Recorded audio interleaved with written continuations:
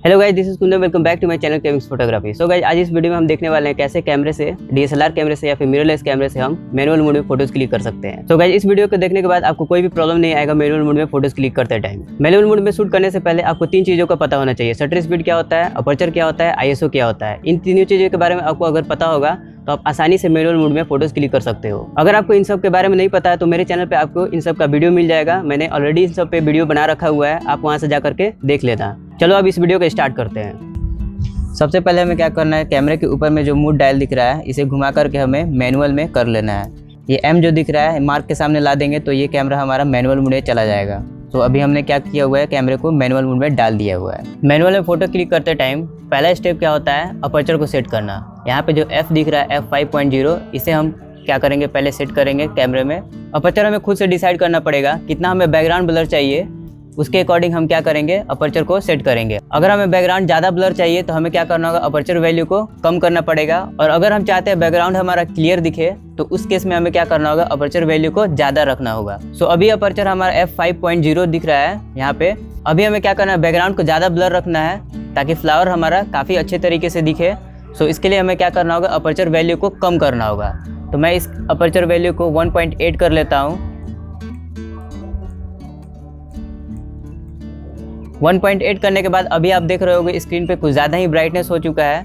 सो अभी हमने अपर्चर को सेट कर दिया हुआ है f1.8। अब नेक्स्ट स्टेप आता है शटर स्पीड को चेंज करना। सो अभी देखो यहाँ पे शटर स्पीड दिखा रहा है 1/320।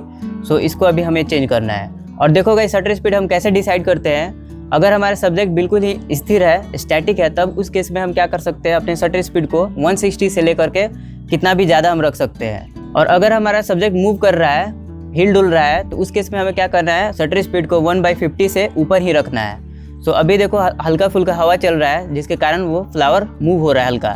तो अभी मैं क्या करता हूँ, अपने शटर स्पीड को 1000 पे कर लेता हूँ ताकि हमारा फोटो ब्लर ना हो। सो अभी आपको दिखाने के लिए मैं शटर स्पीड 1/1000 नहीं, मैं इससे ज़्यादा कर लेता हूँ। इसे कर देता हूँ 1/4000।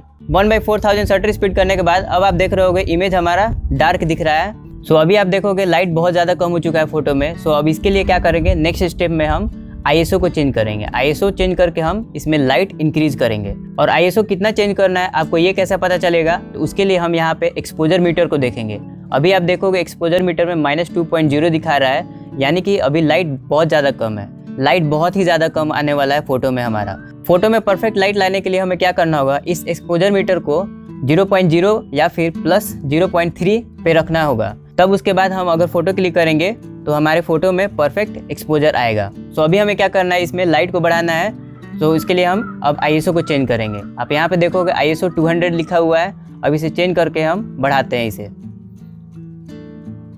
आईएसओ को तब तक चेंज करेंगे जब तक हमारा यहाँ पे एक्सपोजर मीटर 0.0 ना हो जाए या फिर +0.3 ना हो जाए। सो अभी हमें क्या करना होगा, आईएसओ को और इंक्रीज करना होगा। एक स्टेप इंक्रीज करते हैं तो अभी देखो एक्सपोजर मीटर 0.0 पे आ चुका है। सो अभी हम इतने आईएसओ पे अब फोटो क्लिक कर सकते हैं। अब फोटो क्लिक करेंगे तो हमारा फोटो में एक्सपोजर जो आएगा वो अच्छा आएगा। सो अब हम फोटो क्लिक कर देते हैं। सो अभी आप देख सकते हो ये इमेज काफ़ी अच्छे एक्सपोजर के साथ क्लिक हुआ है। गाइस, हमने एक फोटो क्लिक कर लिया हुआ है मैनुअल मोड में। आपने देखा कैसे हमने सेटिंग्स को चेंज किया हुआ था। सो अब चलते हैं एक दूसरी फोटो क्लिक करके देखते हैं ताकि आपको बहुत अच्छे से समझ में आ जाए। सो गाइस, जब हमने लोकेशन चेंज कर दिया है, अब हम चलते हैं इस प्लांट की फोटो क्लिक करके देखते हैं। अभी हमें क्या करना है, इस प्लांट की फोटो क्लिक करना है। मैं चाहता हूँ ये प्लांट काफ़ी अच्छे तरीके से क्लियर फोकस में रहे। सो इसके लिए हमें क्या करना है, हाई अपर्चर वैल्यू पे शूट करना होगा। सो अभी हम क्या करेंगे, पहले अपर्चर सेट करेंगे। यहाँ से मैं अपर्चर इसे f8 पे या फिर f11 पे कर लेता हूँ। f11 पे मैं कर लेता हूँ अपर्चर को। f11 पे करने के बाद हम क्या करेंगे, शटर स्पीड को चेंज करेंगे। सो नेक्स्ट स्टेप क्या करना है, हमें शटर स्पीड को चेंज करना है। और आप देखोगे अभी इधर हवा चल रहा है तो प्लांट काफ़ी मूव हो रहा है इधर से उधर। सो मैं अपना शटर स्पीड 1000 के ऊपर ही रखना चाहता हूँ। मैं शटर स्पीड 1/2000 पे रखना चाहता हूँ। तो मैं शटर स्पीड यहाँ से क्या करूँगा, चेंज कर लूँगा 1/2000। 2000 करने के बाद आप देखोगे इमेज काफ़ी डार्क हो चुका है।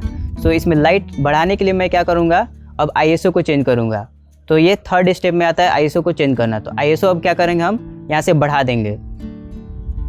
और आईएसओ को तब तक बढ़ाएंगे जब तक हमारा एक्सपोजर मीटर 0.0 ना हो जाए। तो अभी और इंक्रीज करना होगा हमें आईएसओ।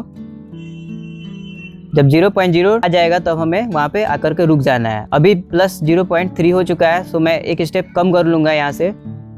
सो अभी देखो 0.0 हो चुका है एक्सपोजर मीटर। सो अब हम क्या कर सकते हैं, अब फोटो क्लिक कर सकते हैं। अब इतने में मैं फोटो क्लिक कर लेता हूँ।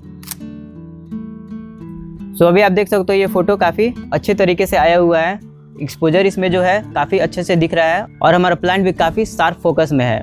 और इस फोटो में देखो हाई अपर्चर पे शूट करने के कारण बैकग्राउंड ब्लर नहीं हुआ है, बैकग्राउंड काफ़ी क्लियर दिख रहा है, हमें काफ़ी कम ब्लर हुआ है बैकग्राउंड। तो गाइज आपने देखा कैसे हमने मैनुअल मोड में फोटोज क्लिक किया। आप ऐसे ही स्टेप्स फॉलो करके मैनुअल मोड में फोटो क्लिक कर सकते हो। सबसे पहले हमें क्या करना होता है, अपर्चर सेट करना होता है। बैकग्राउंड हमें कितना ब्लर चाहिए या फिर बैकग्राउंड हमें क्लियर चाहिए, उसके अकॉर्डिंग हम अपर्चर सेट कर लेंगे। उसके बाद हमें क्या करना होता है, शटर स्पीड को सेट करना होता है। और शटर स्पीड को कैसे सेट करते हैं, अगर हमारा सब्जेक्ट स्टैटिक है यानी कि स्थिर है, मूव नहीं कर रहा है, 1/60 या फिर उससे ऊपर कोई भी शटर स्पीड रख करके हम फोटो क्लिक कर सकते हैं। अगर हमारा सब्जेक्ट मूव कर रहा है तो उस केस में हमें क्या करना है, शटर स्पीड को 1/500 से ऊपर रख करके शूट करना है फोटो को, ताकि हमारा जब फोटो क्लिक हो तो वो फोटो ब्लर ना हो। शटर स्पीड सेट करने के बाद बारी आता है आईएसओ को सेट करना।